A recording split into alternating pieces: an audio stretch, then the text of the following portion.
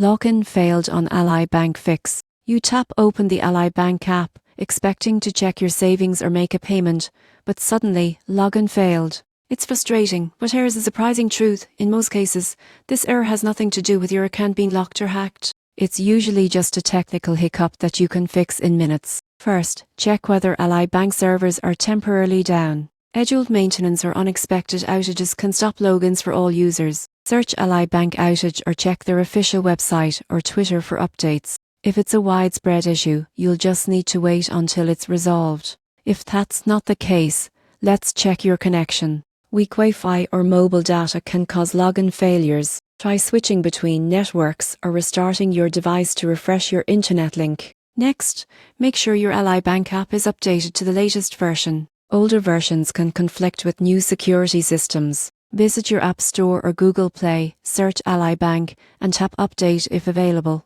If the problem persists, clear your app's cache or reinstall it. On Android, go to Settings, find the app, and clear its cache. On iPhone, delete and reinstall it to ensure a clean start. Now, re-enter your credentials manually. Don't rely on saved passwords or autofill, especially if you've changed your login details recently. Here's one step most people forget. Check your device's date and time. Ally's secure login verification depends on accurate system time. Make sure it's set to automatic. Finally, turn off any infrared blocking apps for a moment. They can block secure connections to Ally servers. After doing these steps, reopen your app and try again. 9 times out of 10, your login will work perfectly. So, the next time you see login failed on Ally Bank, remember it's not a big deal. A few quick fixes can get you back into your account and in control of your money within minutes.